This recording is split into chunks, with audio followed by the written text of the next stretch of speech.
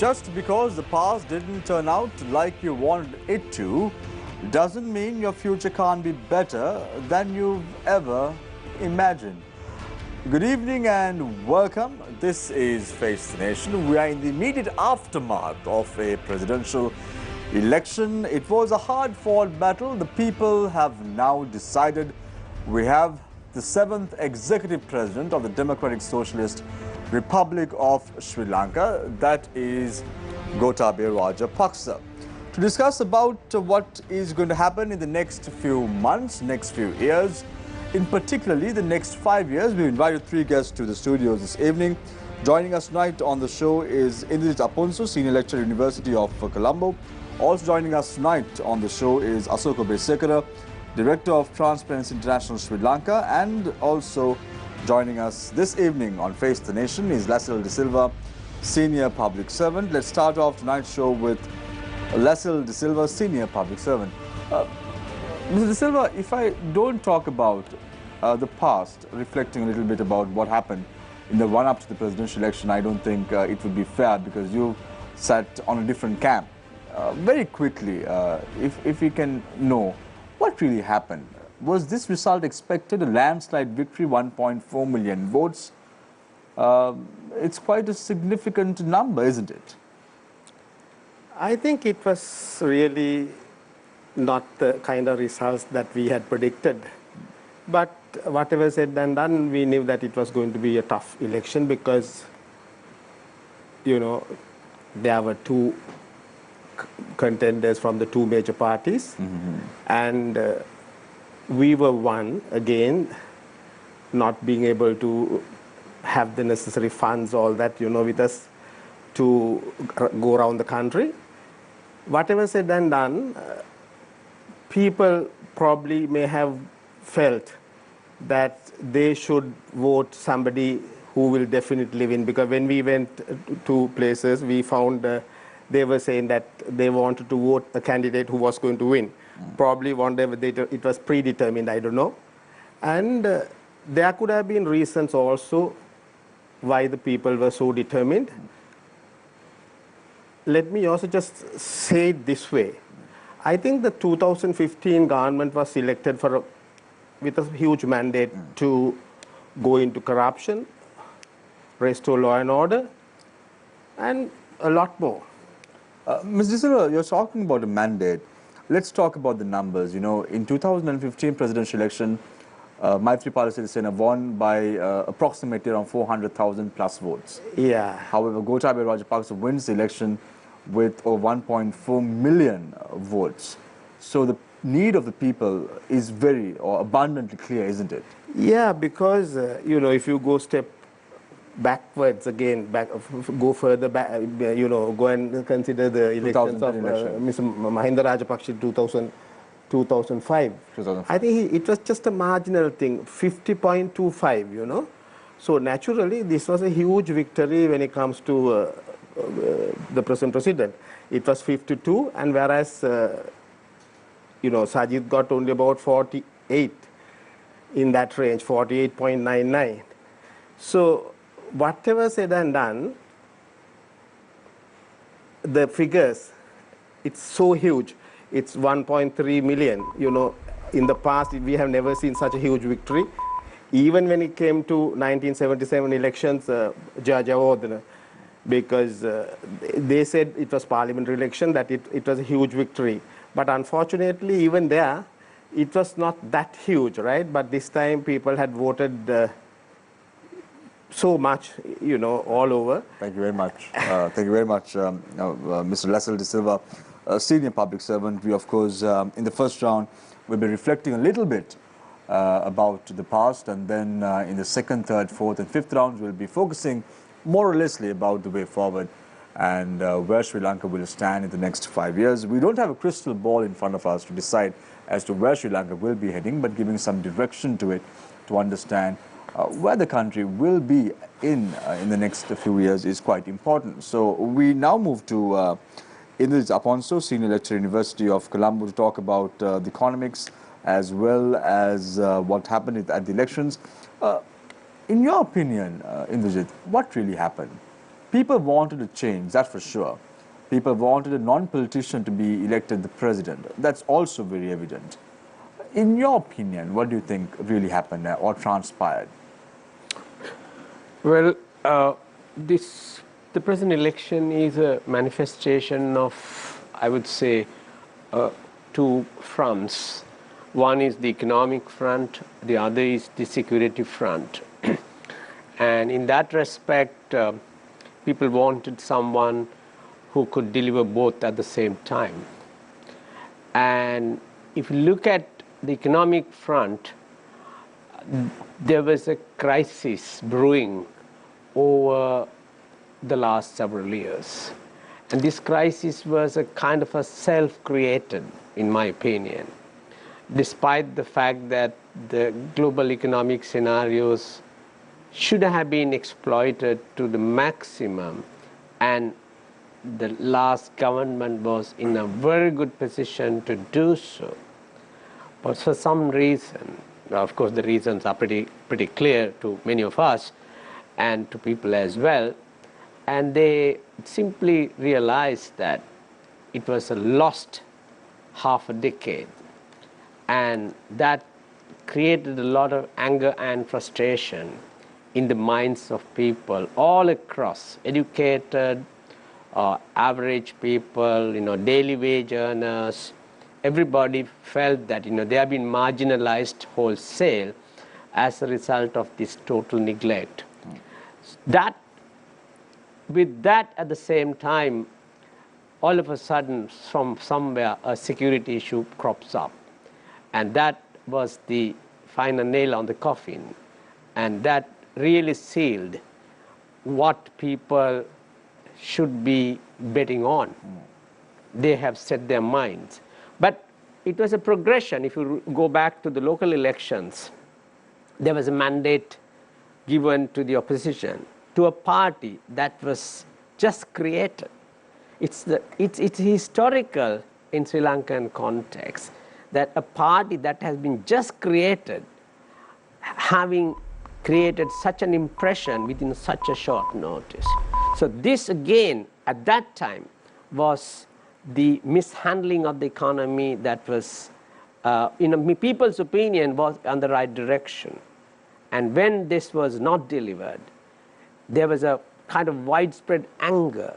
And what you see in the last election was the expression of this anger, and to also at the same time to put faith on somebody who could deliver both the economic front and the security front. Thank you very much, Mr. Indrajit Aponso, Senior Lecturer, University of Colombo. It's nice to have you on the show, Indrajit, as usual. Let's now cross over to Asoka Besekara, Director of Transparency International Sri Lanka. Asoka, I want to ask you a bit of a tough question when we open tonight's show. We usually ask tough questions in the latter stages of the show because we don't want to have any rifts or conflicts within the people or within the panelists. But I'm going to ask you a tough question. The question is, do you think that the civil society really failed this time around in terms of the presidential elections 2019? There was a clear division between UNP presidential candidate or NDF presidential candidate Sajid Premadasa, NPP presidential candidate Anukumar Dissanayake, as well as the NPM candidate Maheshwar Nayaka. Do you think that the civil society failed this time around? 2015, the civil society emerged victorious. There was change, there was good governance, that was what was promised. This time around, what happened to the civil society?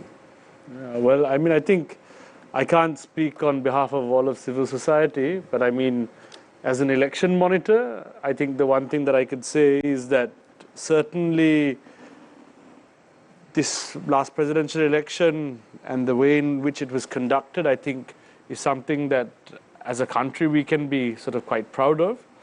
I think what we've also realized is that, the ways in which some of the issues connected at election time, let's say around abuse of state resources, things like that, which is something that we particularly monitor, those things have also developed a little bit.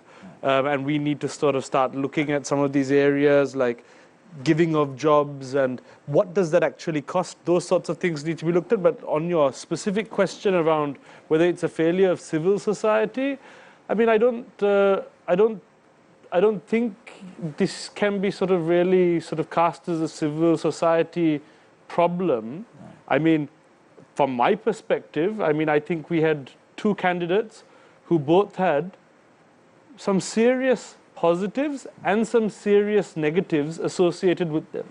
I think from the perspective of looking at this area around economic opportunities and security, I mean, I think both candidates were bringing something to the table on that front. I think the fact that both candidates are in the public mindset considered people who are doers as opposed to operators, I think that's something that's encouraging.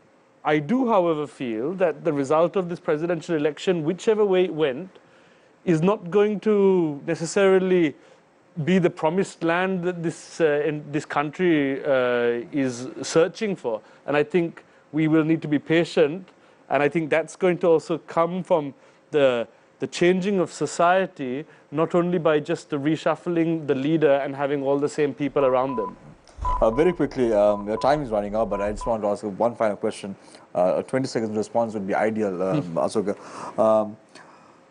Do people take the civil society seriously anymore? Because 2015, when the good governance government, the so-called good governance government was elected to power in 2015, the civil society played an active role.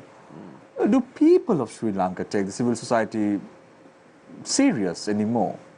Well, I mean, I don't think civil society is homogeneous. You know, I mean, there's a wide range of different entities and individuals working within sort of civil society, contributing to civil society in their own small way. So, I mean, I don't think that this is sort of a is civil society legitimate or not? I mean, I think on key governance issues and things like that, certain parts of civil society will speak up about it. But I think this is also about priorities. I mean, I think we can see what the priorities of people are. And I mean, looking at President Rajapaksa's manifesto, I mean, there are certain things in there which, let's say, an entity like our own would be firmly in agreement with. So, I mean, I think there's an opportunity. Thank you very much, Asoka Besekara, Director of Transparency International Sri Lanka. We'll have to wait and see how the manifesto of President Gotabaya Rajapaksa will be implemented in the next couple of months, because we are heading towards a general election, so that the implementation of the manifesto itself would lay high in terms of how the outcome would be like in the next general election. So let me open the floor for questions from our journalists. On to my immediate left is Nadeem Majid. On to my far left is Deshan Gonawala. Let's start off the show with Nadeem. Thank you, Shamir. And actually, my first question is to Asoka. But before I ask you the question, I think I need, in the interest of full disclosure for our viewers, I think I should mention the fact that I am a consultant working with TI Sri Lanka. Asoka, you mentioned that there are areas in President Gotabaya Rajapaksa's manifesto with which you are in agreement with, or you can firmly be in agreement with. What specifically are these areas that you would like to see the president implement? I mean, I think President Rajapaksa's manifesto goes into a whole host of different things. But I mean, when he's speaking about an efficient country free from corruption, I mean, a few highlights which sort of emanate from that are around procurement systems and ensuring that the way in which sort of procurement is done is sort of completely rethought.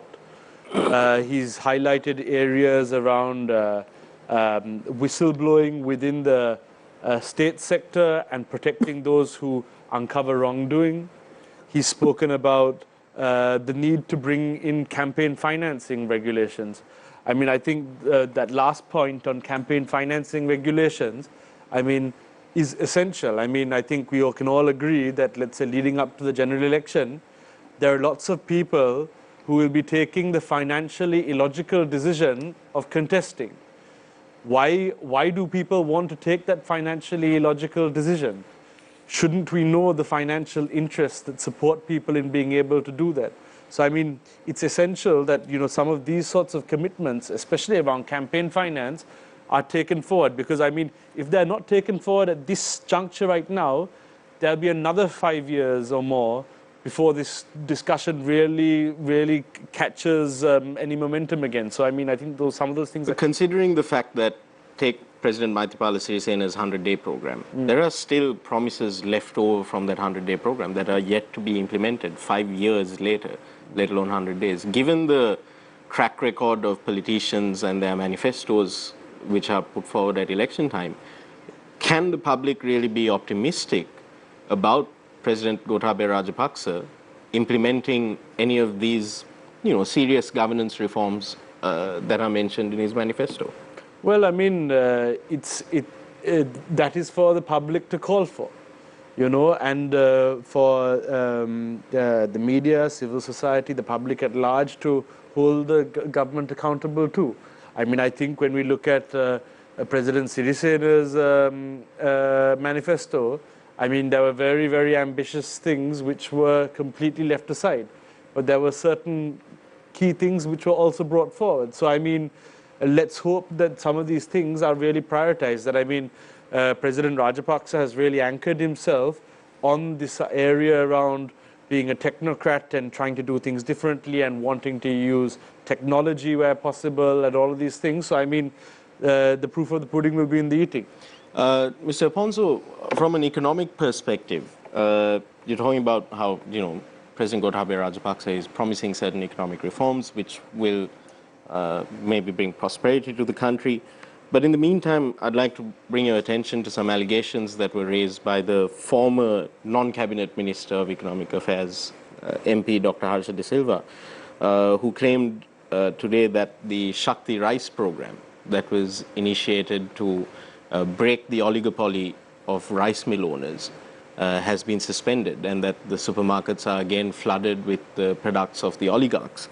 And he's also alleging that the current administration of President Gotabaya Rajapaksa has suspended the Enterprise Sri Lanka program as well, and that state banks have been informed not to give out those loans to fledgling SMEs. How does that fall in line with this concept of Gotanomics that we're hearing of these days? Very quickly, I'll first touch on something from what Asoka was saying, and the question that you raised there, manifestos and people's expectations. Manifestos are normally put together with the expectation of winning people's mandate. But as far as Mr. Gotabaya Rajapaksa's manifesto is concerned, there have been quite a lot of research went into it, and it has been in action for several years, and it has been debated, counter-debated. So it's not just put together as a election-winning manifesto. It's put together as a manifesto that could win the economy and the people in the long term. So this is where I find this particular manifesto is not just a manifesto. It has something more into it. But in that manifesto, he speaks of the importance of strengthening local manufacturing and export industries. How does that? There seems to be a mismatch between what has been said and what has been done within the first week. Right. Okay. I'm specifically referring to the allegations that were raised by Dr. I think as Dr. Harsha rightly sort of can question these things.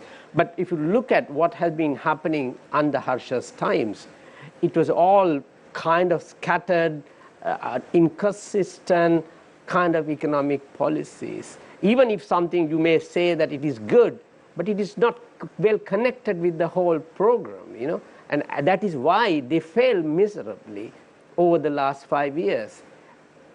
The last government had the blessings of the investors, last government had the blessings of the foreign community. They had everything. But what they failed was this very fact. They were scattered. They were basically not in a coherent vision. So you might say, well, this particular one is good, should be preserved.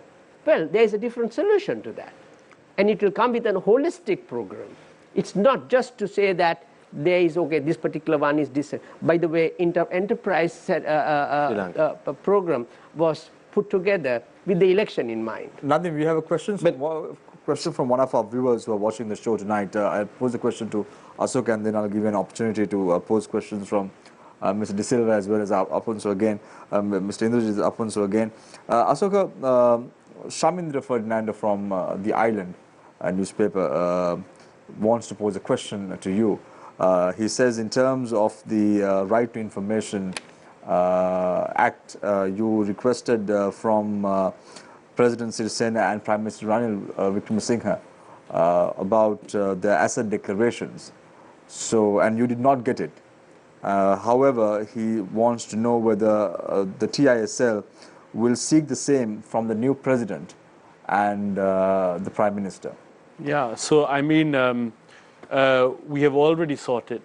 I mean, as a nominee, we sought the asset declarations of 6 of the,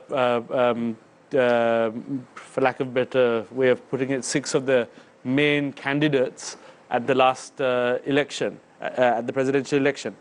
The Elections Commission has asked us to wait until the official date upon which each of these candidates have to formally file their asset declarations, even though they have already filed them.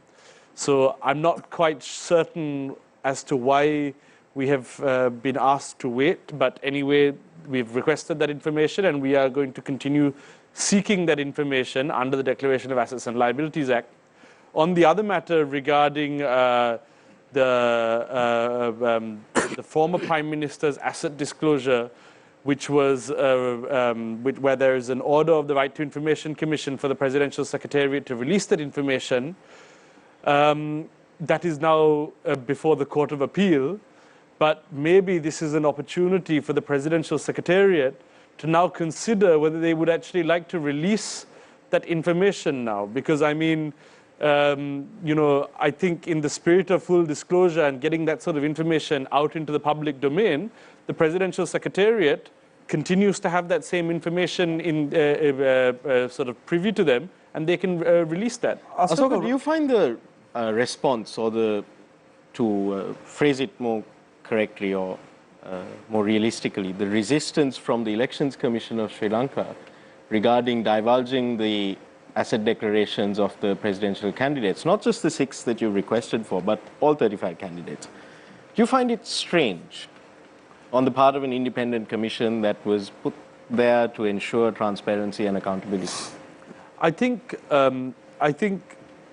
without purely saying something about the Elections Commission, I think this is sort of symptomatic of the very narrow way in which people view their mandate. You know, under the Right to Information, there is any entity that has asset disclosures can see that they can proactively disclose that information with really no fear whatsoever.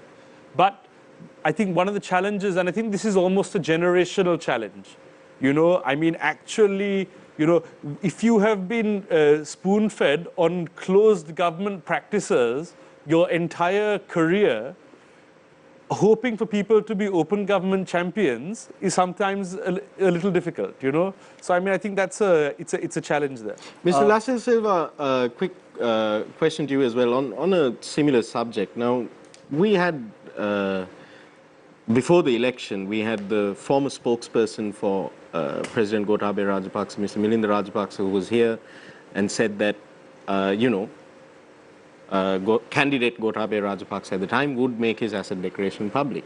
There were similar sort of pledges or similar sentiments that were echoed by the NPP, National People's Party candidate Mahesh Senanayake as well. But yet, even then Minister Sajid Premadasa and candidate Sajid Premadasa had included it in his manifesto. But no progress whatsoever from any of the political camps, not just the mainstream, even the political camps that were putting themselves forward as the alternates. There was absolutely no transparent. There was no willingness, let's say, to make that kind of information public. Why is that?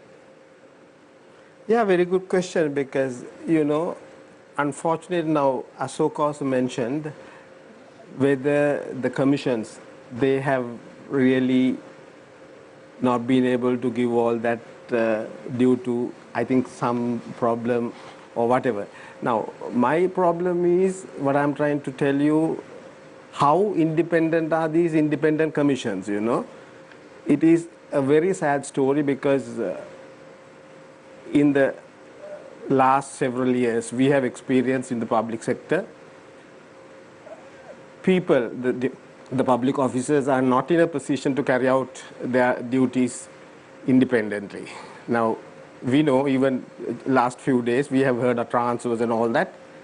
Basically, when we have commissions at the top where they should take decisions based on, recommendations, the commission must finally take the decisions. So there are situations, I mean, whether in democracies, politics, they should not resort to any kind of autocratic type of rule. You have to always honor democratic, practices and all that. But Mr. De Silva, when you look at the not just the composition, but how the regulations by which these commissions are governed under the 19th Amendment, they are in legalese at least, they are independent by word. They're appointed by the Constitutional Council based on the recommendations that are received to the Council, and they are accountable to, the public obviously, the judiciary, and to the Constitutional Council, or by extension Parliament. So where is the lack of independence? Is it in the mindset of the commissioners themselves? Not really. Now, if you go back, these commissions were established through the 17th Amendment, and that was basically because there was a feeling that the entire public sector was severely politicized. So the intention was to depoliticize the whole system. It came to a situation, even at the very beginning, it was very difficult, because the then presidents, in the sense as the head of state, sometimes they were reluctant to make the nominations, at least, and there were a lot of problems at the operational level. So let me say this way, even now, things have not been so rosy, because with the 18th Amendment, all that was again reversed. Now, the 19th Amendment had introduced all that. But unfortunately, it is not fully functional, I would say, that way, because the systems have really not been honored. I mean, let me take you back how these commissions were established long years ago. And in Britain, there was a commission called Northcote and Trevelyan, right? That was the commission where they recommended setting up this kind of commissions, so that eventually you will not interfere with the public sector. Particularly, they had said independent commissions, and even the public sector should be completely not interfere. Mr. Silva, this is something that was proposed in the 1800s. We're now like 21st century. Let's look at Sri Lanka a little bit. When you're talking about, like you spoke, the 17th Amendment brought in the independent commissions, which were then repealed by the 18th Amendment. Yeah. And now you're hearing, or at least to some, what appears to be concerning sentiments that are being expressed by both the Prime Minister and the President regarding the 19th Amendment. Are you fearful that the 19th Amendment may be repealed?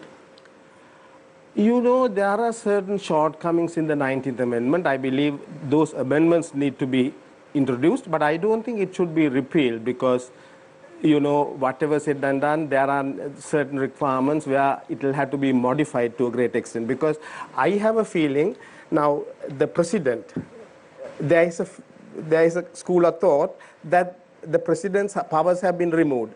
Basically, I don't think so, because he is still the head of the executive, head of the government, chief of the armed forces, all that.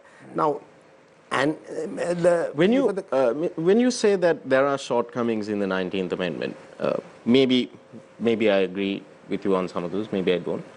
But when you say that there are shortcomings in the 19th Amendment, do you feel that there is a concurrence in your view on what those shortcomings are and on what the President and Prime Minister are thinking of what the shortcomings in the 19th Amendment are? Do you see any concurrence there in your views, or do you think that they are looking at entirely different features of the 19th Amendment to what you are looking, you're looking at? This is the problem. Now, the politicians must not look at this from a political point of view for their own advantage, right? They should bring in legislation for the benefit of the people and to create a kind of a public sector where they can run the public sector more efficiently. We talk about all the shortcomings in the public sector. We talk about corruption. We talk about the culture of impunity, all that, right? So it is a situation where all that has basically come up or come about all due to the structure which is defective. So in my view, what I personally think the best thing is not to completely sort of annul or at least amend the Constitution or at least repeal the 19th Amendment. They should really bring in. Mr. Silva, I think when it comes to telling politicians what to do, you can always go with should have, could have, would have, and the responses you will get will be shouldn't, couldn't, wouldn't. Deshan, I'd like to yield the rest of the time to you. Thank you, Nadeem, finally. I would like to pose my first question to Mr. Obesekar. Mr. Obesekar, you've had the opportunity of following the elections, and a number of watchdogs like yourself have come out and said, compared to what elections were, that this was a pretty free and fair election. But I want to look at one point you did mention, and that is with jobs. You've seen reports flood social media, especially that the government has suspended certain appointments made prior to the having of elections. When you say that the elections that were held last week were free and fair, does that necessarily include all the steps that were taken in the run-up to the election, or did we see state power continue to be abused this time as well?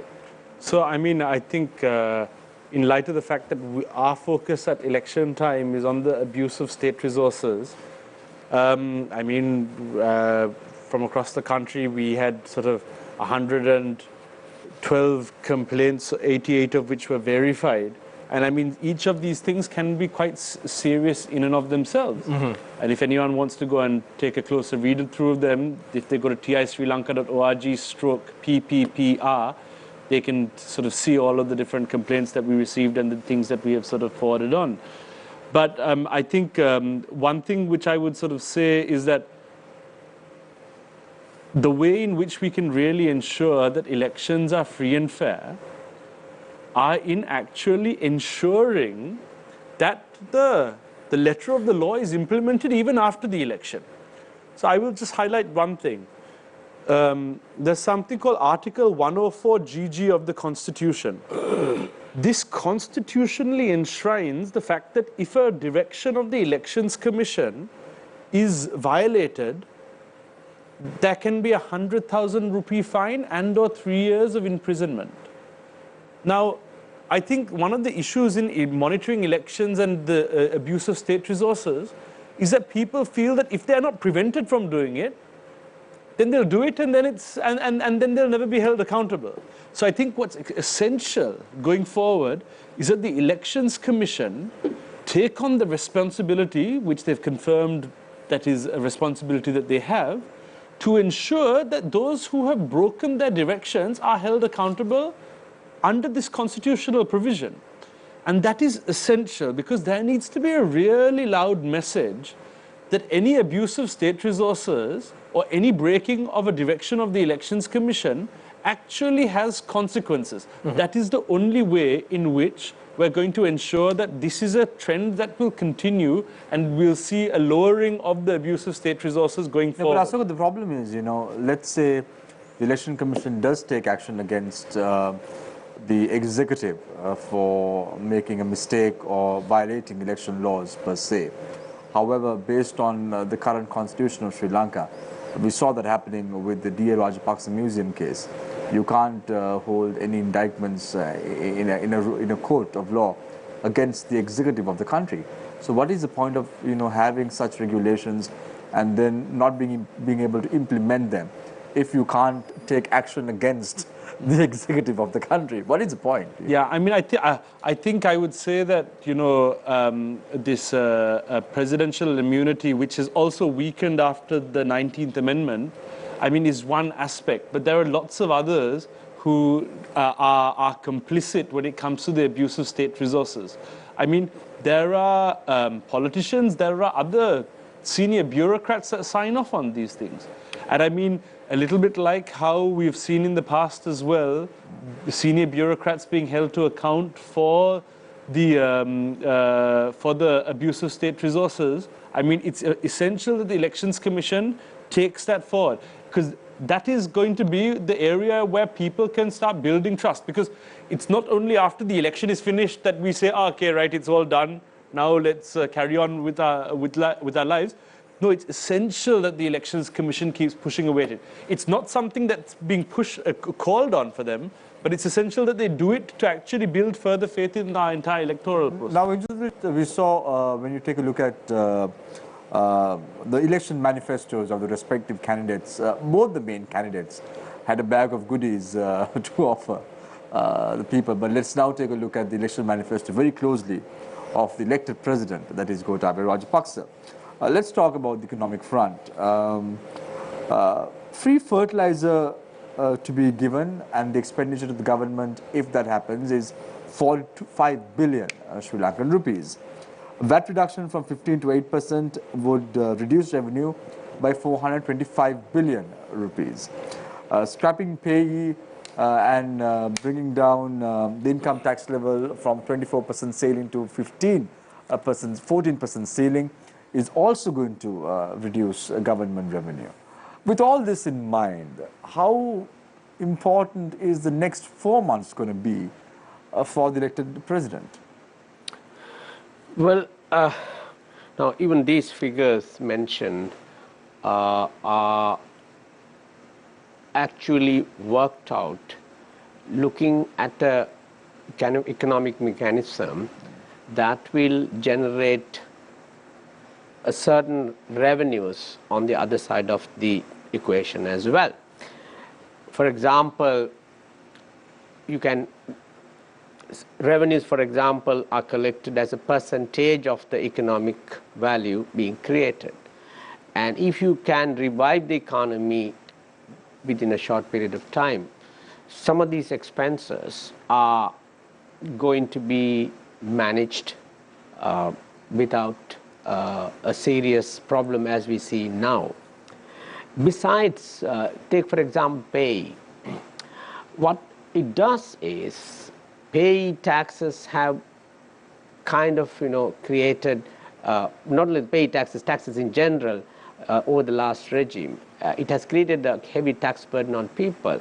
So this had a very negative consequence on the economic front with regard to people not being able to contribute to the economy and created the kind of demand that should be there in the economy.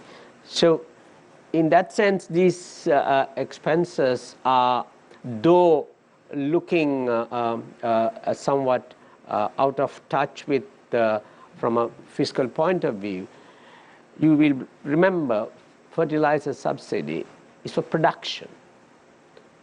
It has its limitation, it has its problems as well. Those are not necessarily monetary problems, but it is for production. Now, if you go back to the same kind of scenario that happened in 2015, when the central government salaries were increased by 10,000, how much do you think you need to add it to the budget extra expenditure? 150 billion. 150 billion that was totally disconnected, by and large disconnected with economic growth. So these expenses, on the one hand, are having certain implications, but at the same time, if you manage it in the right direction, they can be positive as well. So we currently have a problem with our balance of payment with regard to the deficit that is prevalent in terms of the budget and so on and so forth. Indrajit, even recently we saw the statement that was made by Gotabaya Rajapaksa, the president, saying that if Prima and the other company increases the price of flour, he will not hesitate to bring down flour from overseas. That is an importation. So Sri Lanka is only self-sufficient in terms of flour in the country as well.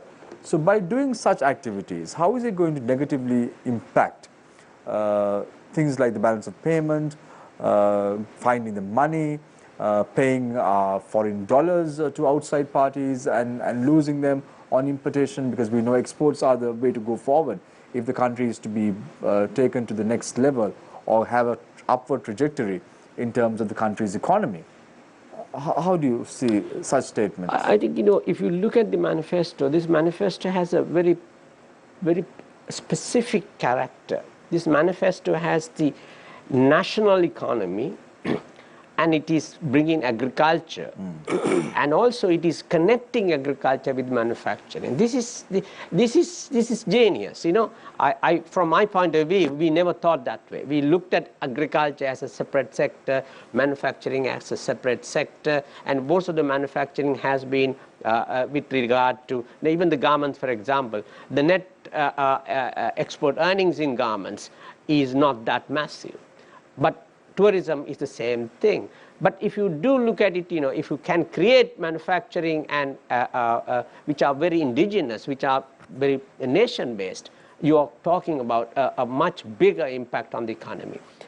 Coming to the specific issue of, you talk about the balance of payments. The balance of, say, Prima, for example. Now, there it's a different issue.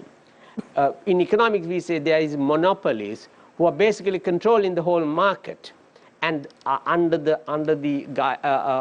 blessings of the people who are in power now, and they are so powerful. They have been so powerful for so long. I think what is meant there is that, look, if you try to use your power, one way of getting around that is, people need a certain amount of essential commodity which cannot be manufactured locally, and then you are going to say that, look, I will allow the competition. So, but that's not a long-term strategy. That's a short-term strategy. So thank you very much, gentlemen. And Radhip, what you said regarding the Shakti break. Right. When we come back, we'll discuss further with Mr. Lassel de Silva, Asoko Besekara, as well as Indrajit Aponso with regard to the way forward for Sri Lanka in the next couple of years, next couple of months in particular, ahead of a general election. All this and more after this short commercial break. Stay connected. Stay with Face the Nation. We will be right back. Welcome back. This is Face the Nation. We start off the third round with Indrajit Aponso, Senior Lecturer, University of Colombo. Indrajit, interestingly, you hear a little bit of loose statements being made by the current president, probably the lack of political know-how.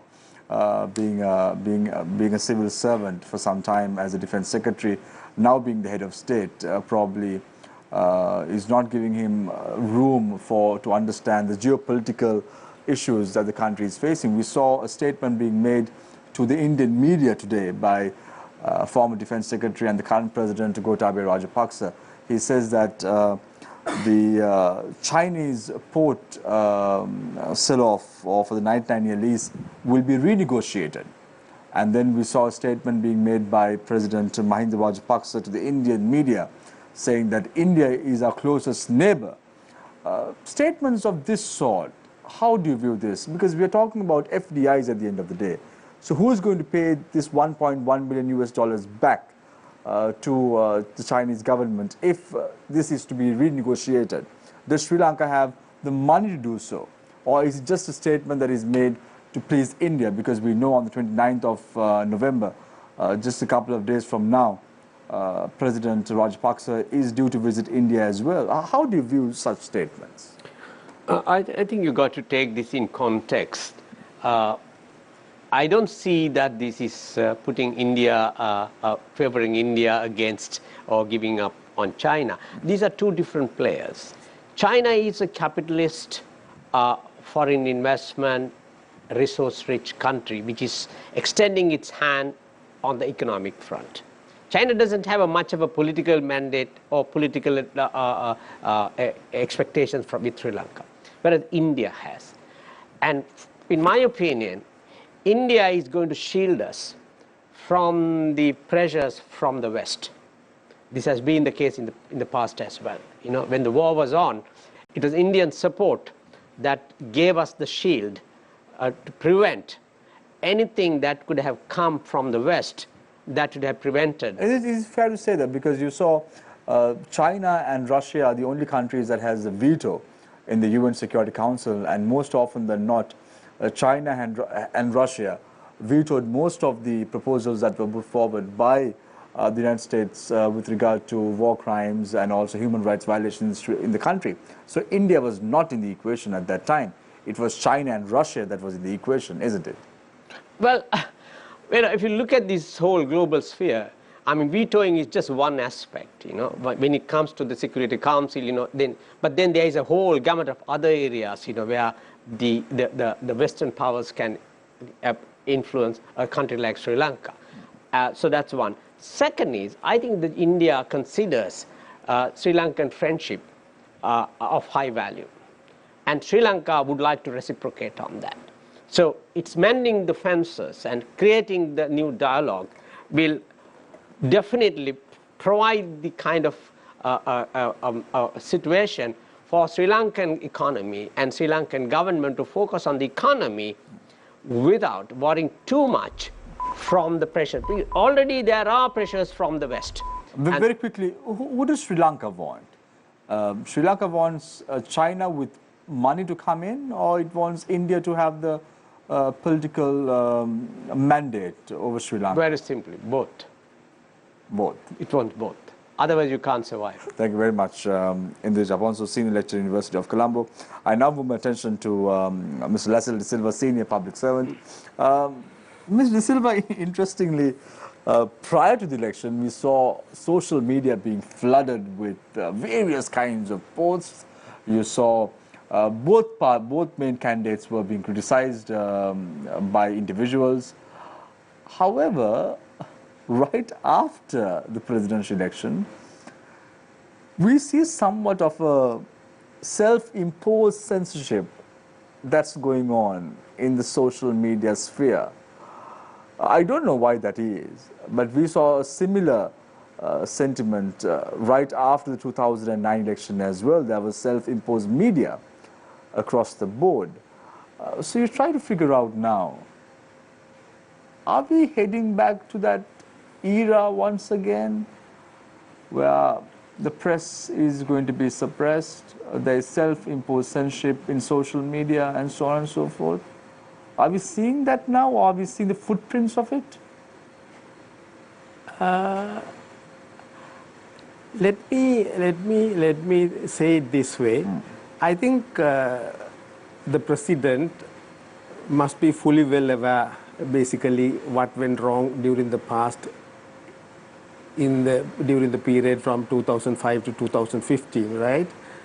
Now, actually, the media, the mass media, everybody, they were very active, possibly because, you know, they wanted to elect a government which will definitely do everything possible to take the country forward. Now, I think people at the moment are a bit cautious, watching as to whether the present, you know, the newly elected president is trying to do something different from what he had been doing in the past, basically during the period just after ending the war. Now see, having ended the war, we were assured of wonder of Asia and so many other things. But eventually, end of the day, today as at now, as at present, we have a debt, foreign debt amounting to 72 billion, right? So naturally, people were hoping that there could be a better country if, like what we discussed about this, you know, alternative forces could come forward. But that never materialized. Now, my biggest worry at the moment, knowing what went wrong in the past, say over the last couple of years. Now, in Korea, there was a similar situation. There was a war, right? And eventually they were able to, thereafter, President Park, who came over in 1960, if I remember right, by 1979, he was killed, and there was a growth rate every year, 8%, right? It came to a stage where thereafter, it was 12%, right? I must tell you, even in Korea, they had borrowed, say, cautiously for investments. Now, here in our country, I'm just trying to turn this Very quickly, yes. whole thing to another direction. Basically, we have borrowed, but we really wanted a government or a country where the people are going to be better off. Right now, in 1980, there was $25 billion loans in Korea, and they were developing. In our country, we have 72 billion loans, foreign debt, and we are in big trouble. So basic problem at the moment, what we are trying to say, whether Mr. Gotabaya is conscious of all that, whether he would be able to turn it around and give a better deal for the people, because so far there had been a situation where basically due to the culture of impunity, nobody has been dealt with for all the... Thank you very much. Please, yeah. Thank you very much, Mr. Lessel De Silva, senior public servant. We now move our attention to Asoka Besekar, Director of Transparency International Sri Lanka. Asoka, what would be the concerns of the civil society right now in terms of the appointment of the 7th Executive President of the Democratic Socialist Republic of Sri Lanka? What would be their concerns? Well, I mean, it's interesting because, I mean, civil society, as I mentioned earlier, is not homogeneous. Yeah. And so there are lots of, I mean, different individuals will have different concerns and opportunities and things like that. I can only speak on behalf of TISL. In terms of TISL. Yeah, so I mean, I think in terms of TI, I mean, on one side, we'd like to see a mandate of fighting corruption which is actually legitimate and actually wanting to, I say this, I think the thing that we sometimes forget is that we hear of this sort of like grand corruption and things connected to political power. But there's lots of issues of corruption which actually just impact normal people on a day-to-day basis. Let's just say, for instance, using technology to combat petty bribery with the police. Can we start now trying to get the telecoms providers engaged on something like that to ensure that the opportunities for corruption minimize? There are all of these different ideas that can actually come about by connecting corruption, connecting this interest in bringing technology and everything together. So there's a really, really good opportunity. Another area is on, let's say, things like open government, right to information. I mean, is there that commitment now? I mean, Sri Lanka is a member of something called the Open Government Partnership. I mean, is there that commitment to keep consulting with citizens in policy making, things like that? Those are things that we will that are still to be seen. I know that there will be other civil society organizations which are working less on the governance space that may have their own concerns. But I mean, when I speak of from the perspective of TISL, there are opportunities as well. So I mean, I think this is a case of really seeing how things move forward. But underpinning it all is the need for the rule of law to be maintained. And I think President Rajapaksa will really need to illustrate to the public that the rule of law is not going to be something that is going to be at the expense of his vision for the country. I'm sure both things are possible, and finding that path is going to be essential. Thank you very much, Asoka Besekar, Director of Transparency International Sri Lanka. I open the floor for questions. Let's start off with Deshan in the third round. Thank you, Shamil. I want to move my attention to Mr. Indrajit Ponso. See, at the initial stages of this discussion, we spoke about how important the economy has been. We saw during the course of the campaign on how issues pertaining to the economy in particular were highlighted. You saw in some rallies across the country. You saw in Kurunegala, then candidate Rajapaksa speaking about the coconut prices. You saw in Kegol him going and speaking about the prices of pepper. You know, all these are nice things, but what do you think are the immediate areas that he needs to look into if he is to feasibly turn this economy around? As an economist or as somebody who is learning economics, I would say that we have one of the most fundamental issues. That's the long-term perennial issue we have. We have a deficit of about 11 billion in the balance of payment. We are short of 11 billion in the balance of payment. Now this is going on and on. Unless we plug this, unless we make sure that we are going to sort of narrow this as much as possible, we're going to have a serious problem. With regard to how do we do that? How do we do that? I think this is where I find this Mr. Rajapaksa's manifesto is very worthwhile looking at, is that there are a number of ways, you know, for example, last government was talking about bringing foreign investment, you know, creating a level playing field, trade, and I mean, the problem with these things is these have become little outdated now. No country in East Asia had been following this kind of philosophy.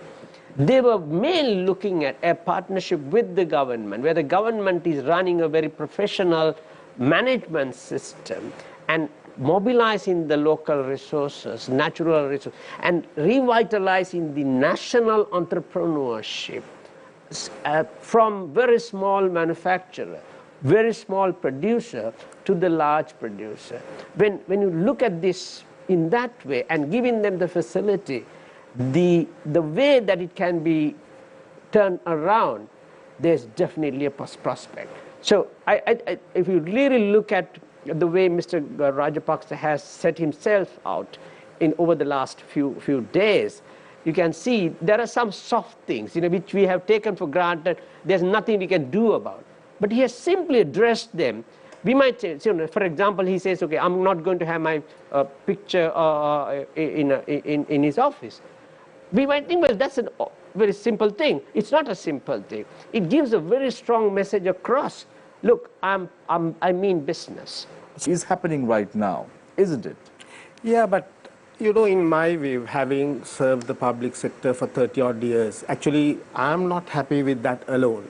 Because, you know, comparatively, in 1900, just a few years before independence, actually, to serve a population of 3 million, they had only about 200 odd public officers, right?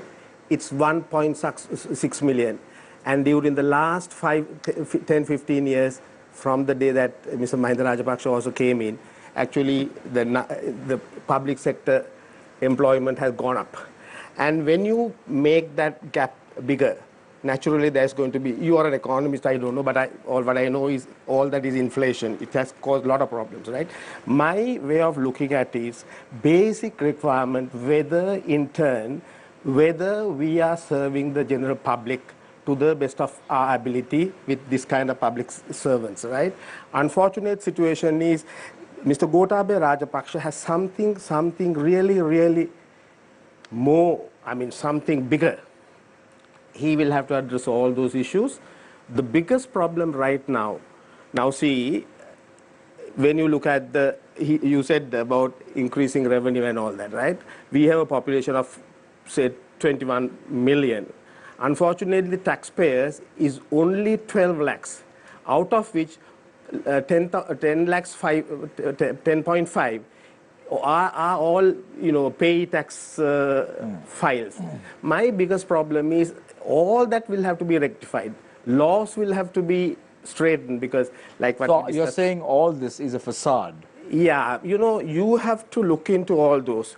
Now, he talks about appointing basically through a committee, which is very good because meritocracy should be the only criteria, not political whatever patronage in that sense.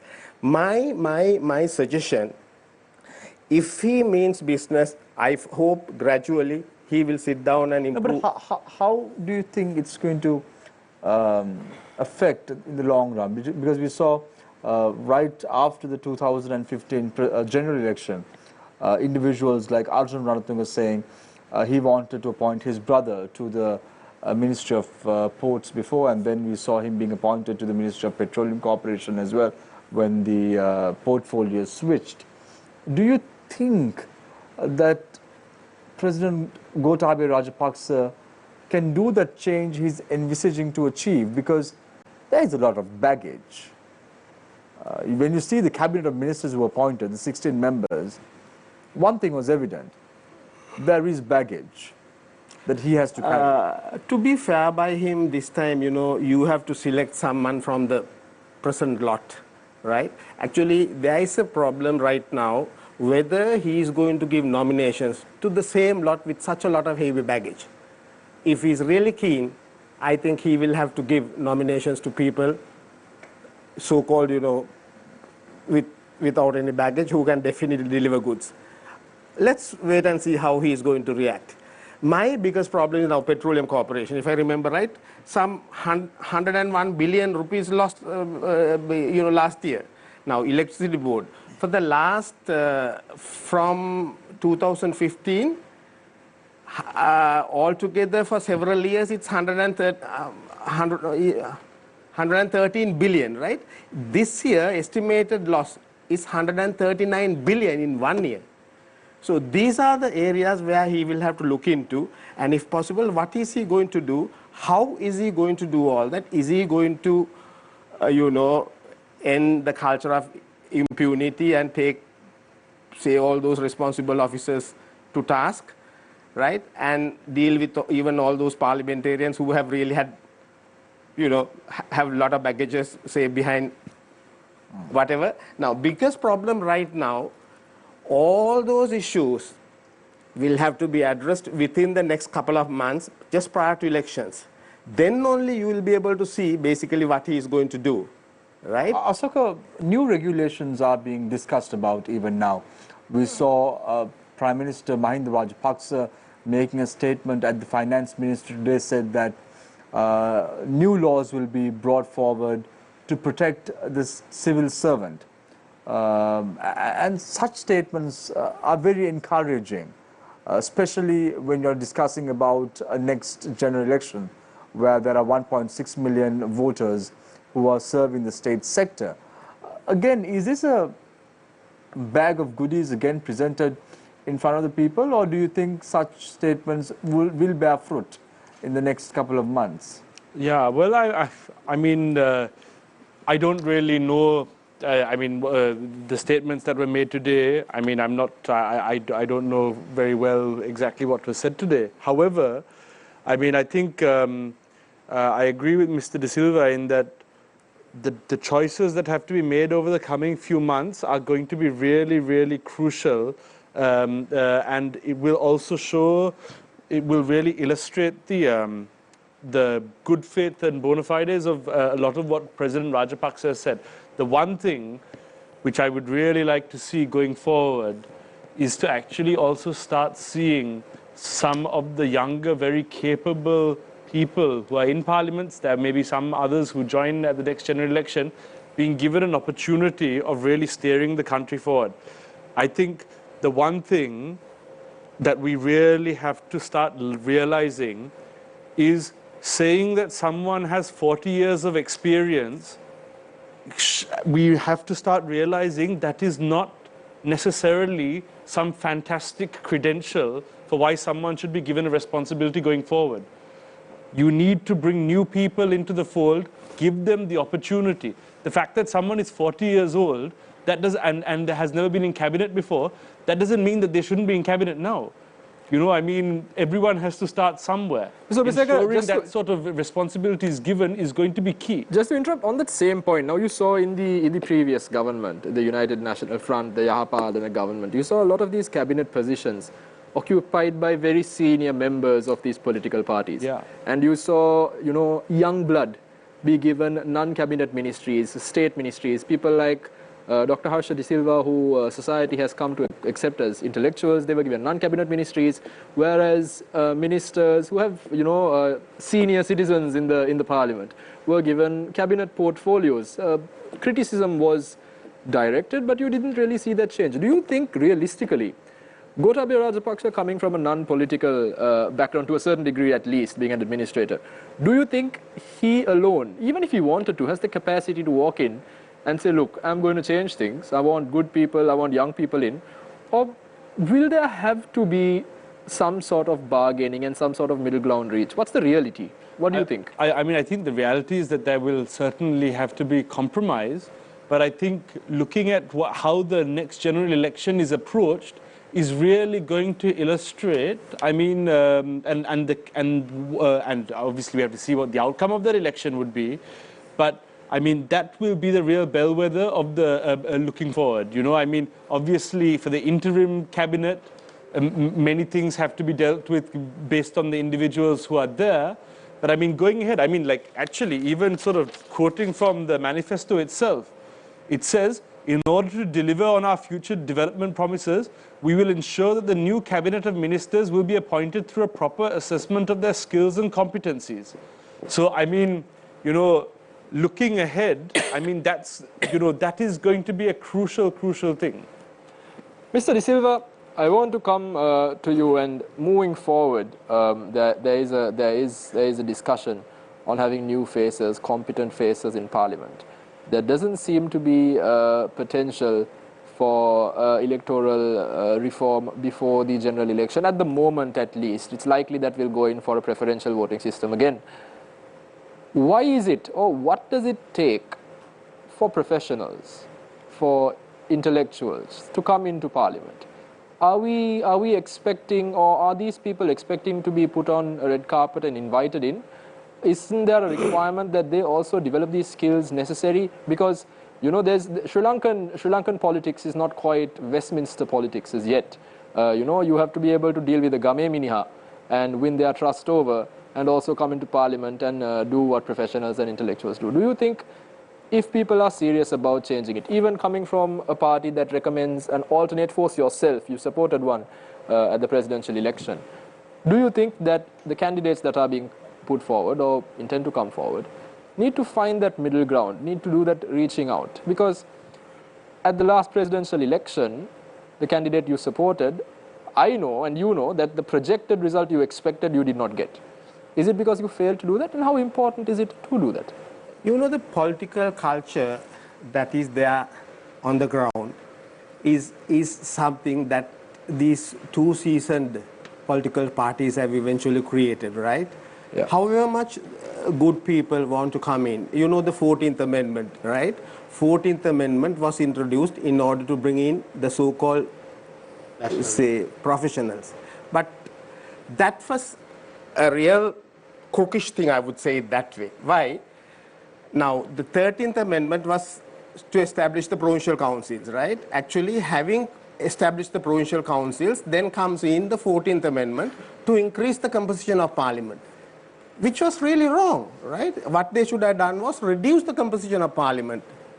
Unfortunately, that's how they did it. Now, you asked whether the professionals could just come in without any preparation. Actually, they have shut the doors for the professionals, basically. They don't permit. Now, you can see in the nomination lists, the same lot have been there for the last so many decades. I believe the parties, the general secretaries and the party heads are totally responsible for that situation. They have created this culture. So it is time for President Gotabaya to change all that. Mr. De Silva, you're talking again. I asked you again as a representative from an alternate force. Moving forward, this is a very important discussion. Yeah. If the main two parties aren't doing what is required to take this country forward, it's responsibility of the alternate forces to set the groundwork to do it. Now, why I'm asking you this is if you look at the main two parties, you have the national organizer, you have the district level organizer, provincial level organizer, district level organizer, Kottasa, Asana, Kottasa, everything.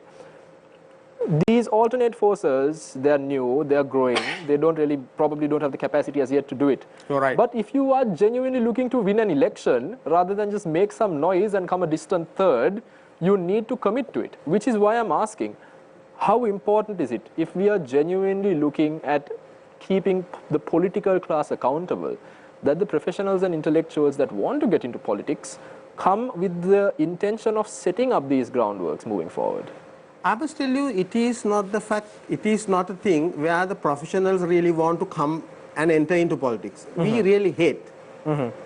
Our intention was to come forward here because they have proved that they have failed. Okay. Right? You know, comparatively now, think of countries like China, say Korea, Singapore, Malaysia, all the countries, right? We were far superior to all those countries in 1948 when we got independence, right? Mr. De Silva, again, we are going back. Why I'm asking you this is when En Marche brought Emmanuel Macron to the presidency, if I'm not mistaken, Nadim, in France. They created these levels of administration. They created these networks. I think, you know, if what CWW Kanankara planned in 1948 with that kind of education system, right, things could have been a lot better. After 1977, they have closed down 1,500 schools. Actually, the successive governments want to create a kind of voter who is not educated enough to understand the reality. But right? Silva, So how does the National People's Party, the light bulb, or the NPM, or the Janata Sabha, which you're that alternative movement, how do you propose to fix this? Yeah, basically it has been proved that we will not be able to do it overnight. Unfortunately, we thought that we could be able to do that because now the two major parties have spent, I think TISL will give us information with regard to that, they have spent 10 billion rupees for the elections, right? We don't have that kind of money. How did they get that money? That's the biggest question, right? Now, under similar circumstances, there is an imbalance. Nobody had gone into and nobody had even thought of bringing in legislation because in other countries, there are election sort of expenditure systems where they have to check. And the problem was that in 1977, until 1977, there were similar laws. They have repealed all that, right? The biggest problem, I mean, let me bluntly say, they rob all that from the public money, reinvest for elections, get re-elected, don't permit anyone else to come into the picture, and that's what they have been doing. Fortunately, we have come forward. But Mr. Silva, that aside, are you saying that when you look at how the people voted at this election and even at the previous election, do you really think that if the two mainstream parties were spending a lot less money, or if your party was able to spend the same kind of money, that it would really have had an impact on the result? I believe to a great extent because now see, within a period of 1 month, we were able to collect good number of votes, 50,000, right? Whereas the JVP, they had been there for 50 or 60 odd years. They had got only 400 odd thousand votes, right?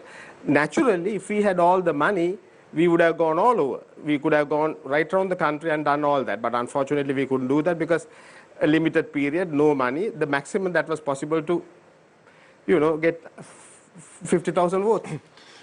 Mr. Aponso? I can add something here. I think, you know, even that party, we're talking about this kind of a political culture, they did contribute.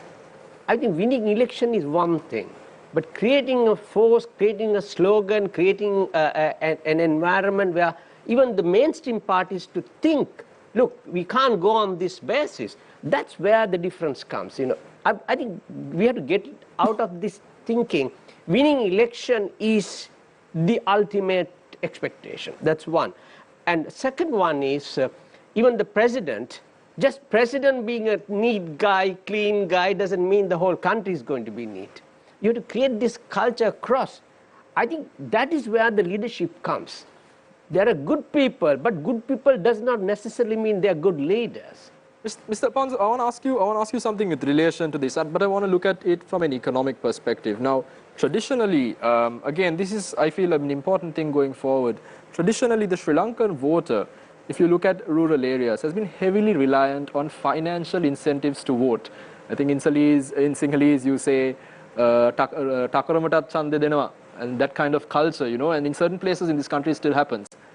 How important is it that in the next 5 years, we genuinely look at empowering these individuals, these families economically?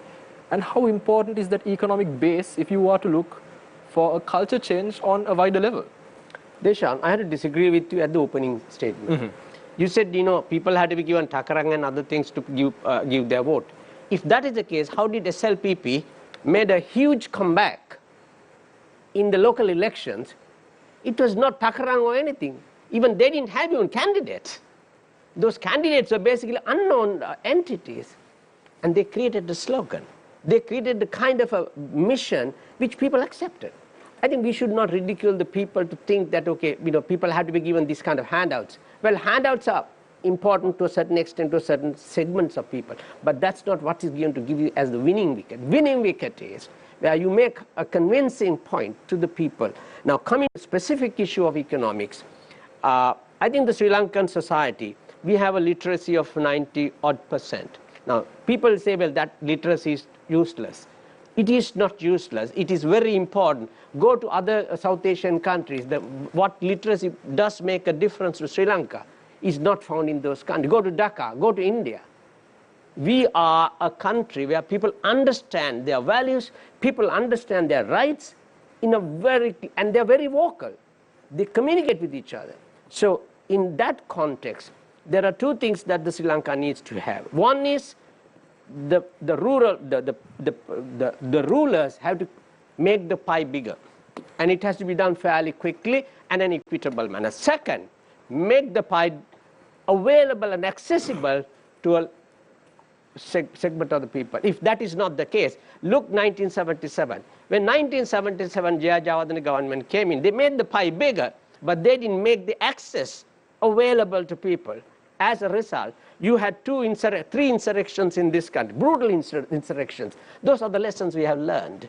So as a result, now the present government is fully aware of this. So therefore, their economic model is starting from the rural and the basics and also to the top.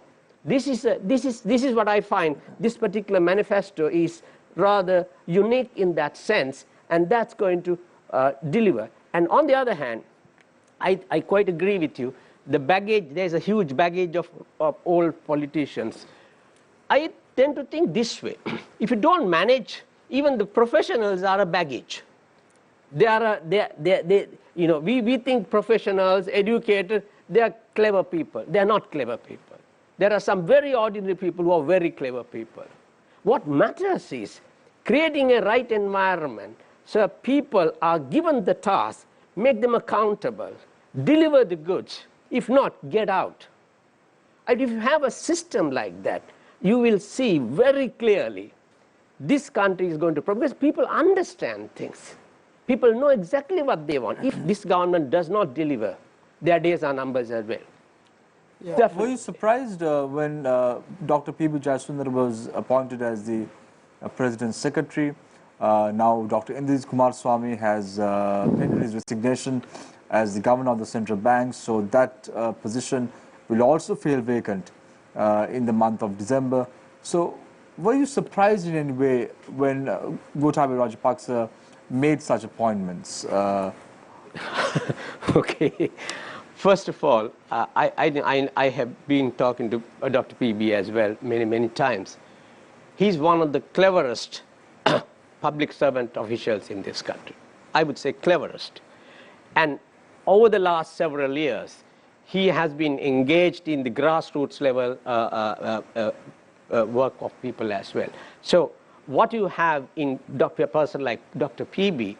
is something that the last government never had, And for Mr. Mahinda Rajapaksa, despite all the other managerial issues, which they lost the elections in 2014, what kept the economy going? One reason was they had a guy like Dr. P.B. Can you say the same thing with regard to Gamini Senarath as well, the Prime Minister's Secretary? I don't know much about Gamini Senarath. Honestly, I had to tell you, I mean, there are all kinds of allegations, there are exonerations. So politically, when you have a bunch of people who are not managed, they are up to anything. But if you do have, whatever, even if you have a bunch of rogues, bunch of thieves, give them a task, give them the specific responsibilities. Because human beings, at one point, they can be very good professionals, in another time, they can be entirely different if you don't manage them. Thank you very much, Indrajit. I want to quickly move to Ashoka Besekara. Holding accountable president or anyone else who are appointed to their positions in terms of their manifestos, how important is that in terms of civil society, Ashoka? Well, I mean, I think that's, I think it's essential. And I mean, I think this is sort of important not for civil society, but important for the country. And I suspect, I mean, President Rajapaksa will want to deliver, you know, on his manifesto. You know, I think he, and this is my own personal view, I suspect that he really wants to actually drive forward on this manifesto and actually get things done and actually build public confidence in himself, you know, as an elected leader. So, I mean, we'll see how it goes. I mean, my areas of interest have been on particular areas of the manifesto, but I mean, there are ways in which maybe that manifesto can also be tracked to see how things are moving ahead. But those are things that maybe can be developed in the near future. But what do you think? Because it's a battle for Gotabaya Rajapaksa for the next 10 years if he has to survive 2 terms as president. So he has to make a change. He has to make his promises felt. He has to make that environment for the people to trust him as the leader for the next 10 years, because we know for a fact he's not going to just stay for the next 5 years and say, guess what, I'm done and dusted with this position now, I'm going to move forward. For him as an individual, how important do you think it's going to be to maintain that level of trust, that level of confidence in the next few years? I think it's going to be essential, and I think, and this is touching on the point that I made earlier, a lot is going to be around the team around him. Because the one thing is that, and I'll say this quite frankly, you know, I mean, as a young person, I mean, the actions of people in their 70s is really going to be about how they can unlock the potential of other young people, in this country, you know. And so, I mean, are they able to meet the aspirations of young people? All of these things, that's going to be the essential feature. And let's see. And I think a lot will be seen when we see the nominations and the result of the upcoming general election. Thank you very much, Ashoka Besekara. When you say young, there are 3 young journalists also in this audience. We're going for a short commercial break. Stay connected. I thought we are also in that. Stay connected. Stay with Face the Nation. We will be right back with the final round.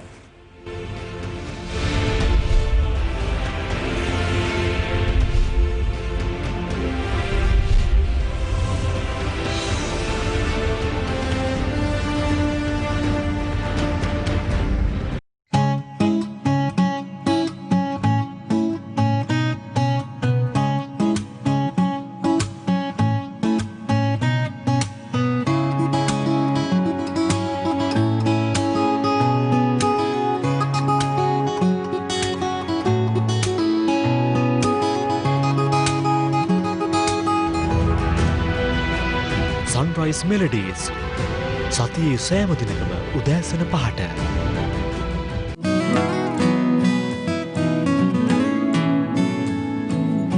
सोचा है तुमने कि चलते ही जाए, तारों से आगे कोई दुनिया बसाए। अब लाके तुमसे मिला हूँ, निकली है दिल से दुआ, रंग दे तू मोहे गेरुआ। I'm in love with the shape of you, we push and pull like a magnet too, although my heart is falling too, I'm in love with your body.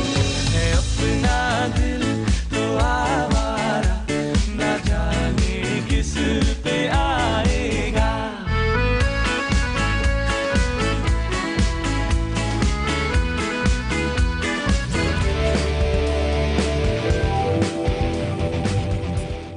අපි හැමෝටම හීන තියෙනවා.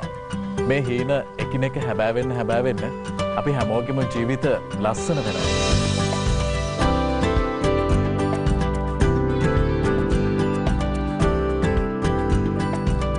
නිවසකට අපි හැම ආදරය කරනවා අනිවාර්යයෙන්.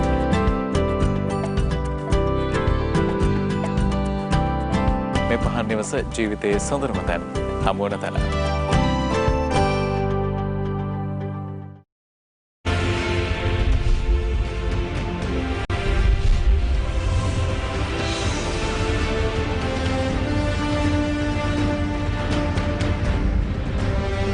Welcome back.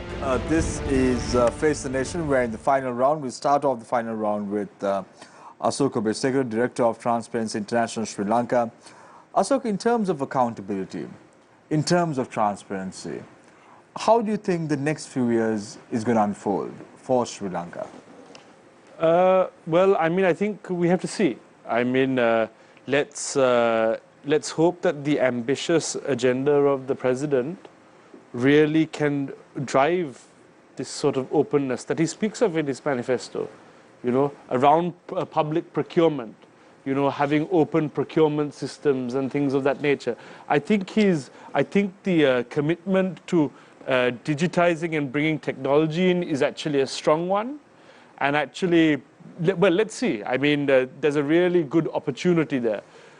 Even looking at things like right to information. I mean, we can see how right to information can really help individuals with their own like personal issues, getting information that's held by the state. I mean, the commitment to driving that forward and connecting that with technology as well, there's a really good opportunity here. So, I mean, let's the coming few months will sort of maybe set the tone for the few years ahead. Thank you very much, Ashoka Besekar, Director of Transparency International Sri Lanka. I now move my attention to Indrajit Aponsu, Senior Lecturer, University of Colombo. Indrajit, a lot on the plate. Approximately 6.9 million people are watching the president in terms of his deliverance. He's not only the president of the 6.9 million, but the entire country, which is totaling to 21 million people. What must the president do in the next few years in order to gain the confidence of the entire country? I think if you look at Sri Lanka is a country that has been underperforming. It's not because we didn't have the resources. We had the manpower, we had the human resources, we had the nature, we had the locality. We have not really understood these things. You know, in economics, we say we have a huge comparative advantage in many things. But this has gone totally unnoticed. So what this government should be doing is, you don't have to do a lot of things. You have to just put things into a certain order. And we are talking about discipline. I think what we necessarily need is a culture of discipline, where discipline is in our sixth sense. Everybody and all feel it. And thereby you kind of drive a kind of force that we never realized that we had. I don't think, you know, we have ever, even economically, we have estimated, if we sort of take these issues which kind of, you know, fall out of the radar, the lack of discipline, even the road, for example, how much these things are costing us, how much gains we can make out of that. So basically a kind of a discipline of in everything will be.